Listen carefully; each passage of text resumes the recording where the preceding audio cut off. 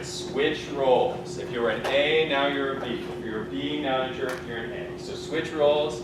If you were making consistent eye contact before, now you look away real quick. If you're looking away real quick, now you make consistent eye contact.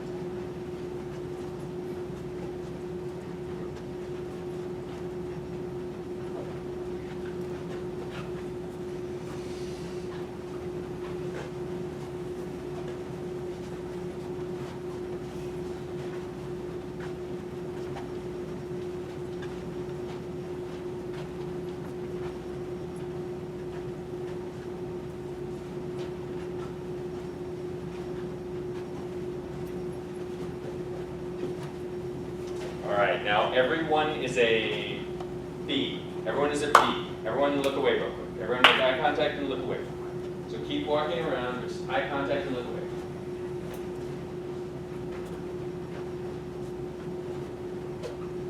Good. Good, Fred. Good, gang. There we go, sir. Yeah. Good, Ellen. Eye contact, look away.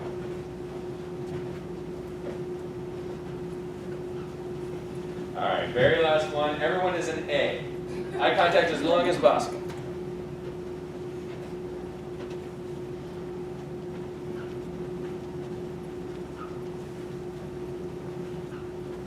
Good job, Aaron.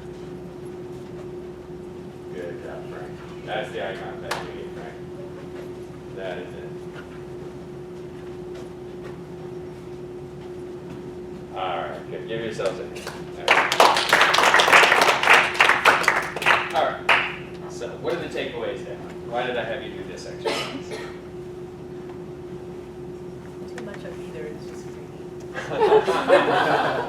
Okay, good for Ryan. Well, tell me about that. Any other thoughts? Yes? When you look away, you feel kind of incompetent, feel like scared. Or Yes. you're dodging. So which group looked less confident? The B's. You looked less confident. Which group made you feel less confident? Which role? Being which role made you feel less confident? Staring, looking. Too much of staring. Just staring and going down look made me look Okay. less confident. Okay, so B's, when you looked at the B's, they seemed less confident. And when you played the role of the B's, you felt less confident. Is that fair to say? Okay, I think that's the main important takeaway. Who would you rather look at? Who would you rather hear a presentation from? Someone who's making engaged eye contact with you, or someone who's looking away from you? So it makes you look more confident and makes you feel more confident. Any other thoughts before we move on? Yes. But sometimes when the presenter look at me too long, I feel incompetent. Okay. Okay. So what is the limit? How long can the presenter look in your eyes? I don't know, 5 seconds, 10 seconds. Okay. 5, 10. I agree with that. 5, 10 seconds is an appropriate length of time, and just one thought, and then they move around onto someone else. And as long as they're not looking back to you the whole time, then you'll feel confidence. Yeah. It helps if you look at someone for so long, try to smile a little bit or do something. I just kind of raise my elbow 4 seconds and it just becomes natural. Okay, so in that 5 to 10 seconds, you can add a little smile, add a little eye raise to acknowledge that you're trying to interact with that person. Okay, that's one way if you feel like you're pushing the limit of staring too long to make it a little softer. Any other thoughts? Yes. I mean, I had in the past a presenter would just constantly look at me and I feel obligated to nod and as if like I have to sort of say something without saying anything. Yeah. So it's a little awkward if you're looking at somebody for too long. Yeah, the whole time. All right, spread it around the room. Okay, excellent. Great. Let's move on to the last eye contact exercise. I'd like to explain this one and like to joke a little bit about this one before we do it. I like to say, after we do this exercise, you're going to know all the little intimate secrets of the person you're making eye contact with. So it can be a little scary that way. It's kind of intimate. It is called stare at your partner for 60 seconds. So, choose your partner very, very carefully.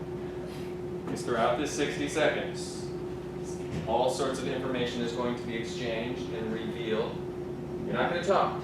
You're just going to look in your partner's eyes for 60 seconds. So let's go ahead and choose partners, and we'll debrief this exercise afterwards. Now, hopefully there's an even number, because I don't like to do this exercise because it's really weird. All right, so go ahead and choose your partner. Do not yet begin the exercise, though. Frank?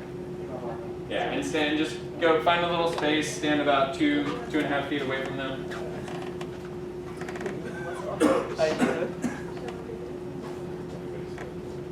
We got, oh, everyone got his partner? Okay, you're ready? Okay, all right, good. All right, standing exercise, stand up. All right, good. All right, everyone ready? And begin the exercise.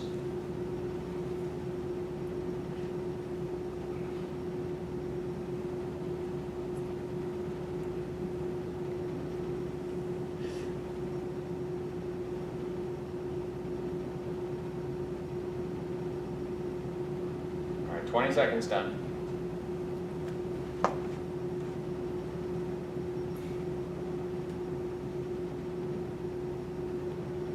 Halfway.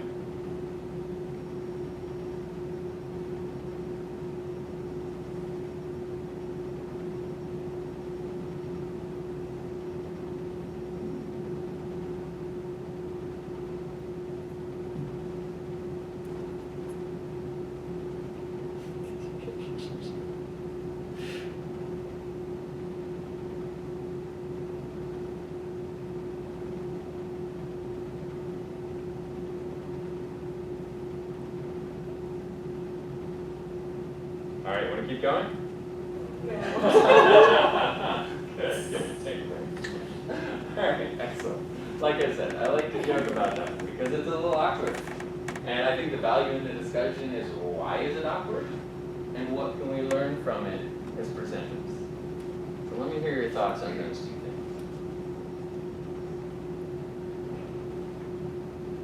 Well, the nature of the relationship is why it's awkward. If it's like a significant other and you're staring at each other for 60 seconds, it's probably not weird. But to like stare at a classmate without exchanging words for that long just seems really uncomfortable. Yes, yes. Okay, so, and I think it's valuable for two reasons. One, if we can stare at a classmate, maybe some degree of a stranger, for 60 seconds, it becomes much easier to make just 5 to 10 seconds of eye contact. The other thing I noticed with this exercise is this expectation of action. If nothing's happening and you expect something to happen during this exchange, and that feels weird. And the takeaway there is when we stare at someone's eyes during a presentation, they're going to expect us to say something. We have their attention, and we can use that by giving them important information. And we saw a very uncomfortable example of it with this exercise we just did. But we saw how we gathered their attention, and they were waiting for us to do something, and it was really weird when we didn't. If we stare at someone too long without saying something, that's weird, that's bad. Makes sense? Yes, Lefty? Well, me and Frank have just created a lifelong bond. You what? No. Oh, creating a lifelong bond. Yeah, absolutely. No. Just like, I don't know how everybody is with another classmate, but you see other classmates sometimes, and you don't really necessarily interact with them much. Sometimes you'll nod your head when you walk past them in the hallway. But like with this, now like, I would probably, like, every time I see Frank, I have to be like, hey, Frank, what's up? It's like, I can't just give him a nod. So there'll be like slightly more interaction Yes. than it probably would have been, or than there would be with most others. Yeah. Yeah, and think if you were transferring valuable information between that. When you see Frank in the hallway, you remember, oh, that's a person who really cared about communicating something important to me by looking me in the eye. Fantastic.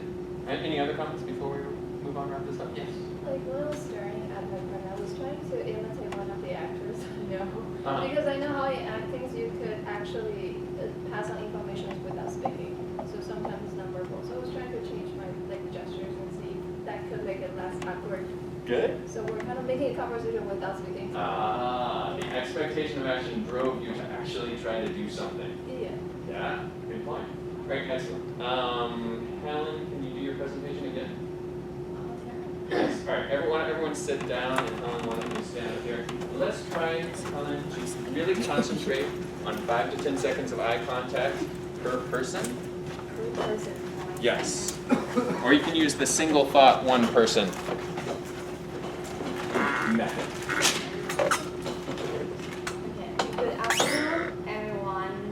I just, take your maybe 5 minutes to listen to me, to draw your attention. I would like to recommend. Good. Let me stop you, friend. First of all, I love the way that your body language is more stable and your gestures are more engaged. Step forward just a little bit for me. And what I'm going to do is I'm going to guide you on eye contact. So look at the person that I'm pointing to until I point at someone else. Okay, you ready? Okay. Okay, go ahead and start. I would like to recommend a very beautiful place for you guys to immigrate if you want to change your lifestyle currently. Basically, Hawaii is one of the most beautiful places in the world. What I'm gonna say.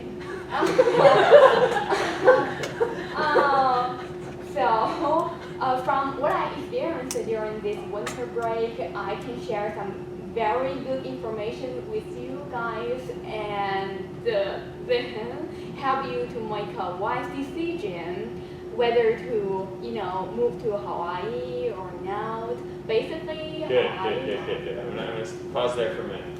All right, what do we think of this version of the presentation? Good eye contact. Good eye contact. Did it make the presentation more effective? And if so, how? More effective? I hear some nods. Vanessa, what do you think? Why was it more effective? It just seemed more engaging, and then it's like you were waiting for your turn to get stared at, so you were really paying attention. Okay. The person who didn't make the eye contact. More engaging. So why was it more engaging? Because she was looking at us. So frank, you don't want to seem like you don't want to seem like a jerk when someone's looking at you and you're like Okay, you don't want to seem like a jerk. What would have been a jerk thing to do? just ignoring the person when they're looking at you directly. Okay. Okay. So from the audience, okay, I like that. From the audience, you wanted to return that attention. I'll pick up that it helped her. I thought you were going like it made her seem more or less of a jerk by, and I would suggest it made her relate to you more. She slowed down. Did anyone notice that? And while she was looking in your eye, I think she got some feedback to whether or not you were understanding. So when you're looking in someone's eye, it's hard to go really fast, and it's especially hard to talk in a way that they don't understand. Because if you're talking really fast and they're giving you a confused look, you're being a jerk. Yeah? Good. Excellent. Excellent. Go ahead and have a seat. Yang, can you try your presentation again? Sure. Yang and I talked at the break about how I think eye contact would especially help her presentation. Because, for those reasons that we just went over, it's going to make you more focused on your audience and understand whether or not they're understanding. So try 5 to 10 seconds per person. Hi, good afternoon, everybody. I'd like to discuss a topic about active investment. How many people have imagined to be Warren Buffett and pick a stock and watch it grow for 16 times in 25 years? Isn't that a brilliant idea? But what I would say today is not. Good. Let me stop you for 1 second. All right, let's also incorporate the body language stuff we did. So let's think of zip, zap, zoom. All right, and when you gesture, let's gesture specifically like you're trying to transfer some sort of ball of energy. I'm seeing a little bit of what I call nervous gestures here. So it's a little bit here, a little bit here. I want to see active, passive, something that's going to supplement what you're actually saying. All right, so slight bend in the knees, hands in ready in zip, zap, zoom position. And I'm going to do the same thing. I'm going to point where I want you to make eye contact. All right, you ready? So, in fact, it's better to be a passive investor than an active investor. Give me 3 reasons: the time, the knowledge, and the risk tolerance. Usually, people don't have that much time as an active investor because they have full-time job, full-time school, and then after school or work, they have social life and family life. And then, if you don't have time to study a company for 10 hours or watching a stock during 9:30 to 4 o'clock, you won't be able to pick a winner in the stock market. Good. Let me start with that. All right, what do we think? Difference? Improvement? Why was there improvement? I actually found more engaging because by just looking at her, I know she's trying to, you know, to look at basically everybody in the room. I can feel that she's trying to engage, and by looking at her, I feel more engaged. Okay. Yeah. It's just natural eye contact. Yeah, it's really different. Yeah, really different. I think. I'm not related to that. I have a question for you. Yeah. I mean, I've had different styles of people with different styles presenting. I had people, like you said, you know, just be in one place, very stranded. But I had people who actually walk around the room, like the entire podium, like throughout the span of the presentation. What do you think about that? Is it good or bad, or? I think that's good. I think that's helpful. Yeah. Like that way, they can actually focus on this side of the people In when they're fact, walking back. Go ahead. fact, Josh, you want to give it a shot? All right, remember we thought Josh did a really effective performance behind the lectern, but let's see if he comes out here in a zip-zap zoom position open to us, and then maybe at some point he decides to walk to the side of the room, just like we do the eye-to-eye exchange in the circle thing.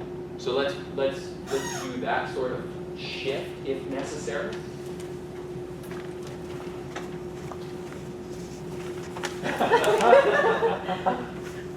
Business communications is for every day. And the reality is that it is going to be the most important course that you take here as part of your MBA curriculum. And the reason is because it is every day. And regardless of whether you're a marketing concentration, pharma, finance, any of these, you will need business communications. Business communications is every day. The courses that you will take as part of any of these concentrations that I listed are going to give you tools, are going to give you methods for achieving tasks, for completing goals. Good, but they're good, not good, for good. every day. Good. Let me stop you there. Excellent. I wanted to build up some momentum, which I think you did. What do we think so far? Yes. It feels like a TED Talk. Yeah. Feels like a TED Talk. Okay, so let me ask you though, is it better than when he was behind the lectern, or is it better when he's... I think it's better. It's better now? Yes. Okay, it feels like a TED Talk. Does it feel like Well, I he's mean, more of an they are authority? different. They are different styles. The way I see it, they are just they have different merits. But I prefer this one. Yeah, let me add some thoughts to it. I think he had such great language for his initial presentation. So when he brought that forward and talked to us, he was still the authority, and he still could give us those important, well-phrased terms. But he was more open to us and more related to. So he still had that gravitas, but he was bringing it to us in a way that made it feel like a TED Talk. So I think so, yes. I think his voice matters as well. He has such a natural, authoritative voice that it feels that, and then when he brings it to the front, both of them, it makes the best out of it. Yeah, absolutely. And I would say the actual movements he made, you were getting a little lost, and I wanted you to keep going because I wanted to build some momentum, which I think we got. Because what I got out of it is when you actually made the movements, the 2 times you moved, you were transitioning. You said, I think whether you're in pharma, whether you're in finance, whether you're in marketing, and then he started talking here, and then I think the other time he moved, he said daily emails, business communications. He was listing things that he was going to help him transition to the next point. So I feel like the movement supplemented his content in an effective way. Great. Yeah. Whether I just find personally when I have like notes or like I was doing before, I like to be behind like a podium or a lectern or something, just because somehow it's not the most professional thing in my mind to just be like looking at something or reading off an outline. Whereas if I know that I'm speaking without anything, or I have like a PowerPoint where it's just up behind me and I can reference that, then I usually do go and try and be in front. I don't know if that's a... Yeah, all right, well here's the thing. You just got feedback from your classmates that your first presentation was good, your second presentation felt like a TED Talk, right? And I think everyone would agree it was up at a higher level of performance. So what I would suggest you do with that information and say, wow, that's how I can make a more effective presentation. So what can I do? Memorize your presentation, memorize your outline. If you have to have a little note card, maybe you can have one and just kind of keep it here. So the important thing, whether you're in pharma, yada yada, and just reference it as you need. The other thing is exactly what you said. You can note that one of your strengths is not using notes and using the PowerPoint slide. So yeah, so good job. Good job. All right. Jerry. What did we say about Jerry's presentation? Does everyone remember? Anyone remember? He wanted to get a job in Intel. Well, what about his eye contact? Oh yeah, he was only looking. He was looking at me the whole time? All right, do you want to try it again? 5 to 10 seconds here, 5 to 10 seconds again. Again, we'll see if that makes a difference. I'll direct you, because sometimes that's a good way to start. So look where I point. Today I'm going to talk about why I'm qualified for a supply chain engineering internship. The 3 reasons why I qualify are because I'm strong. Okay, stop for 1 second. All right, I'm gonna give you 2 pointers. Step forward a little bit, and remember the zip zap zoom stuff. Yeah. All right, you're engaged and ready to transfer important information physically to us. The other thing you're doing is when I point to someone, you're looking up at me first and then back to that person. Just that person. This person is the person who's going to give you the job. All right, ready, go. But the 3 reasons why the 3 reasons why I feel I'm qualified for the job are strong analytical skills, strong leadership skills, and strong teamwork skills. I can give examples of strong leadership. I can give examples of strong. My excellent. All right, stop. I'll stand over here so that you're not tempted to look at me. All right, so just look at your audience. I can give examples of why I'm excellent leader and analytical skills. For example, I'm an engineer as trained. I have a background in engineering, so I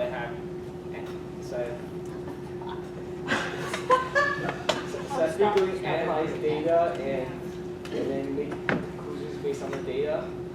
In addition, Okay, pause for 1 second. I think it's an interesting takeaway. The reason why I think your classmates are giving you a little bit of a hard time is because they see it makes a difference when you make powerful eye contact, and then when you look away, it's like you're not talking to them.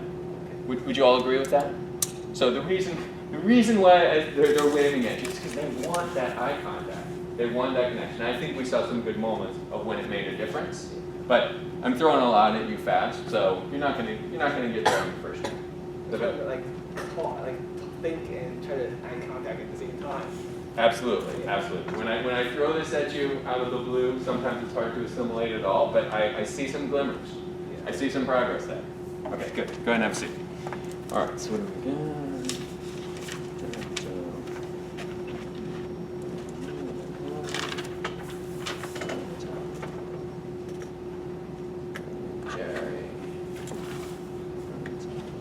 Oh, Vanessa.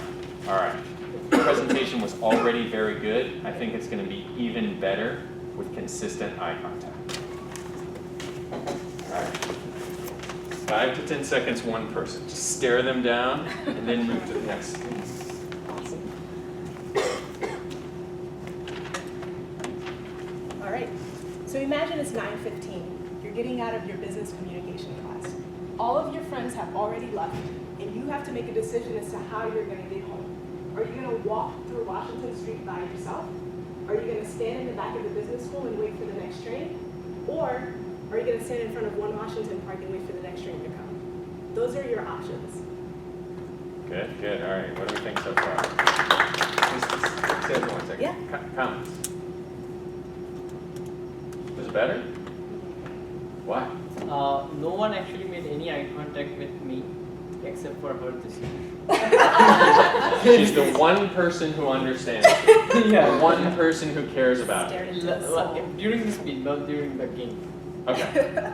Good. I want you to remain stable as well. Okay. So go to the center and let's stay there. Think about our zip zap zoom position. Imagine this. And keep that eye contact real slow. 5 to 10 seconds before you move on. All right, good. You can pick up where you left off or whatever's fine. Imagine it's 9:15. You're just getting out of your business communications class.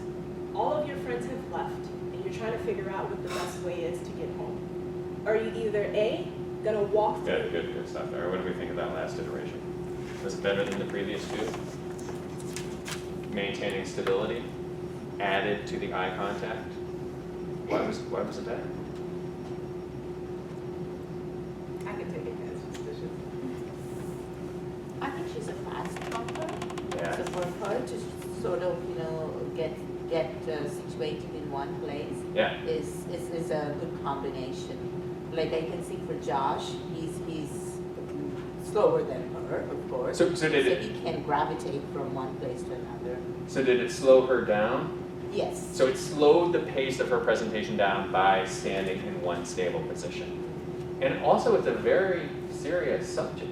Let's imagine you are having real safety concerns. So for her to stay in one space, not distract us with the movement, and make consistent eye contact all add to the sincerity of her message and the sincerity of her being the one presenting to us. So good. Excellent. All right, Frank. You can do it. Yeah. I want consistent eye contact. I'm gonna direct you. Can I direct you? Huh? I'm gonna point to who I want you to talk to. And I'm fine. Right, first of all, I take off my jacket. Okay. Minimum wage is the minimum price that the firms has to pay for each workers as enforced by the government. So the current minimum wage in New Jersey is about $8.40. And the purpose of this policy is to increase the salary of the low-income earners in the society. However, it somehow creates the unemployment. Okay, it is because. Sorry. Oh, good. All right. What do we think? Good? Better? The same? Yeah, why was it better? If it was better, why was it better? Because in this class, we don't want to just say something that's better because it felt better. We want to think about what was the actual technique that the presenter used so that we can do it ourselves. Right? This is a class, business communications class. So why was it better? How was it better? I feel like he is more easy at talking and delivering message. Maybe when you direct him the eye contact, he actually gets some stress off. Oh, okay, so he didn't have to worry about what he was going to do physically, so it decreased some natural speaker anxiety. Okay. I was going to say his first one was like a recital, just stood there and kind of like just said words. This time he was engaged because, well, his jacket was off, which does make a huge difference. And he was looking at people. So there wasn't like that just recital kind of thing. It was like, I want to hear what this guy's saying. Okay. He's connecting to us and telling us something important. He's not just delivering a canned speech that we could read if he gave us a piece of paper. So I think that's a great takeaway for eye contact. Does anyone else who hasn't gone a second time like to go a second time? I think I just like Jim? Yeah. All right. Let's see. Yana, what did we suggest with Yana?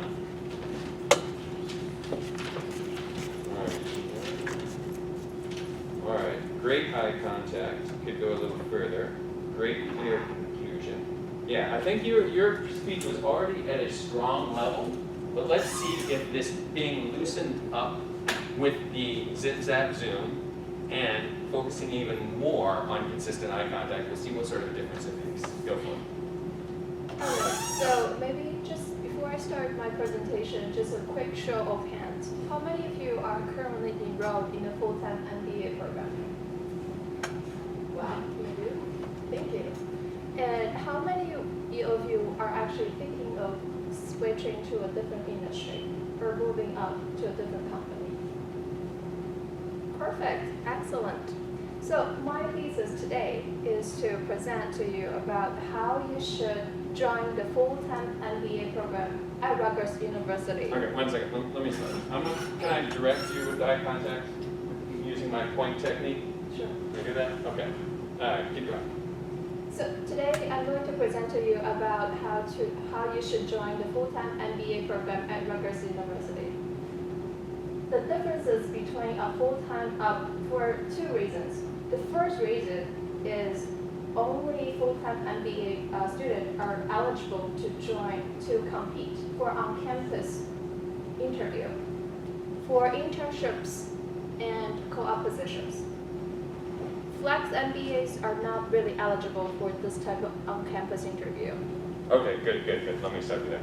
All right, so we've got 3 versions of her presentation. The first time she did it, the second time she started just there, and the third time that I directed her eye contact. What are your thoughts on which was better and or why? Well, it's not directly to your answer, but I'm going to be critical of maybe you. I found the third time it was like very junky. You were like a sentence, that it wasn't smooth. Okay. That's just how I felt during it. Fair enough. Yeah. What else? I think she was more charming in the first 2 tries, but she was like looking, Okay. just focus on following your direction. Yeah, there was like an extra intensity with the final time where I think she actually even stepped forward towards us as she started talking, and it was really, Okay, good. The reason why I did add it the third time is because I felt like her eye contact was too sporadic. Maybe 1 second here, 2 seconds there. So it may have lost a little bit in terms of the charm. It may have brought a little extra intensity. But I think if you don't have some tall person distracting you and pointing it out, and you're able to do it yourself, 5 to 10 seconds at one person, I feel like that could add a little bit more to your presentation. And once you rehearse it, you can do it without the distraction and levy. It's pretty good. I actually feel the same way because when I first tried to do it with making an effort, trying to make eye contact, I feel like I wasn't being very natural. Like the first time I was being more natural, just be myself. But the second time I was trying to apply technique to it. So that kind of, derived me from my original purpose. But with the direction, it's definitely better. Okay, Yeah. good. It just through the feedback we're hearing, it just may take a minute to incorporate that feedback. Sure. Excellent. Okay, so let's end it there. I wanted to just bring up some people that I could point to examples of how this would improve your presentation. And I thought you all did a great job not only engaging in the exercises, but much more importantly, giving your fellow students feedback and thinking about what they did, how it was different, and why it was better. So that way you as business communication students can apply that to your own work. I look forward to seeing you next week. Question, do you have something to do next week, the team draft presentation? Team draft presentation, yes. So you should be in a team. Are you in a team? Yeah, but we don't really have to Okay. Yes. So, pull out the syllabi. Syllabus.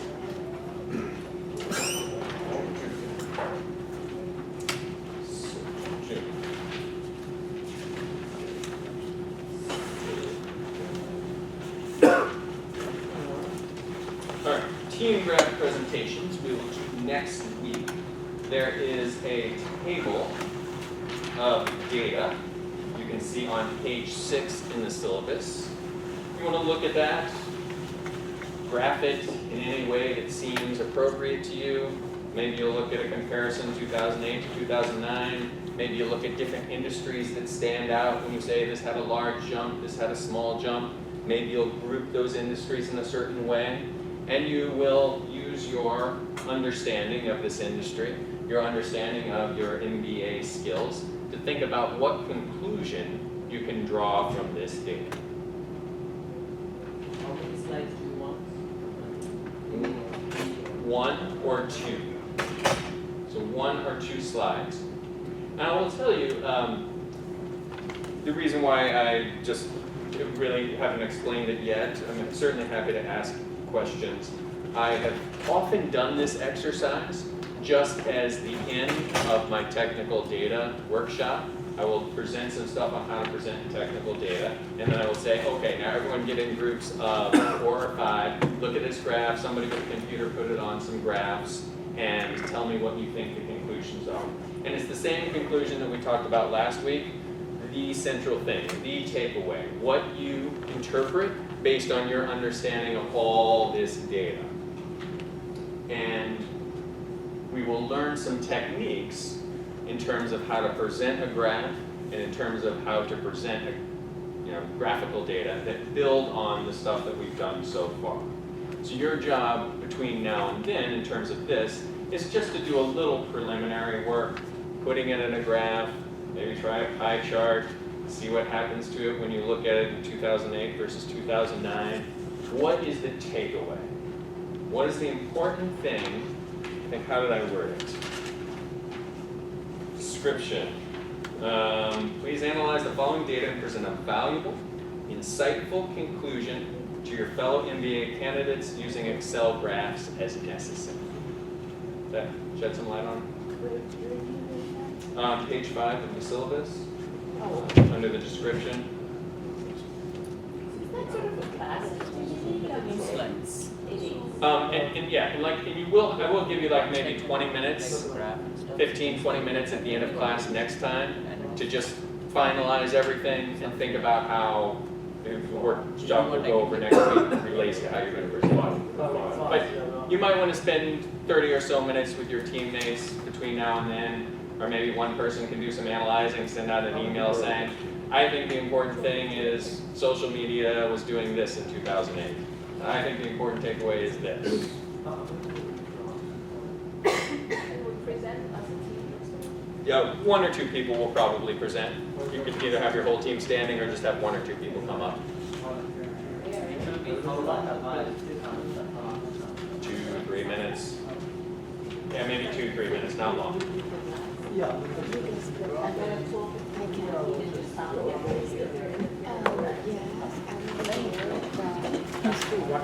I need to improve based on what I, because based on what I'm trying to do in life, I've given a lot of value.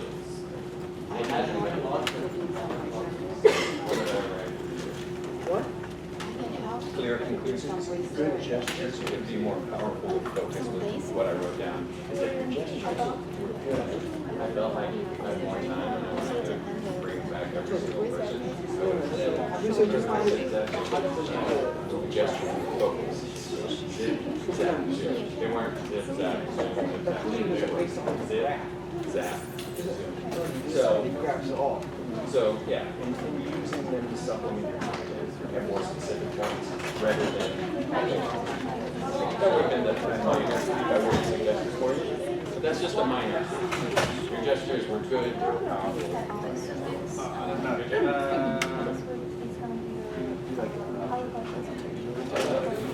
I don't know. To do like presentation. This type of stuff. I guess. I don't know. I had no I don't think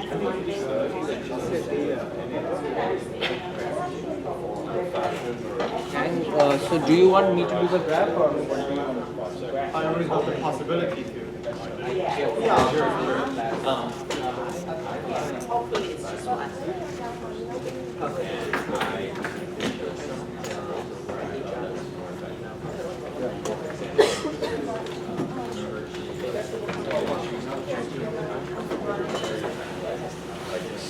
Group. What's on the class here?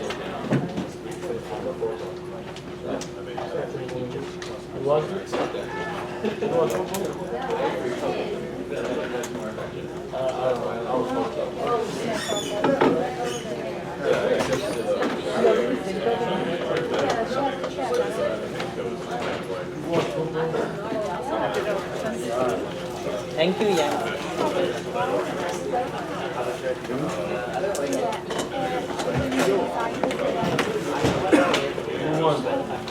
You don't need mine.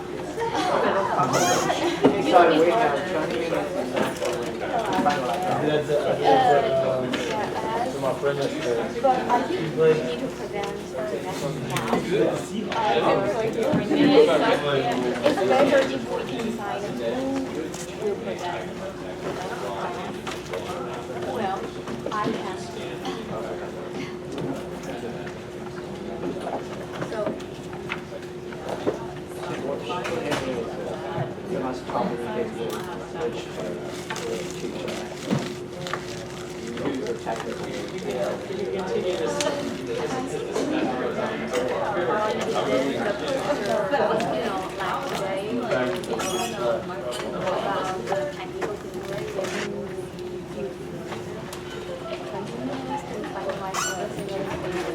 Yeah, I can definitely talk to you, just let me pack everything up, and then, it looks like there's another class.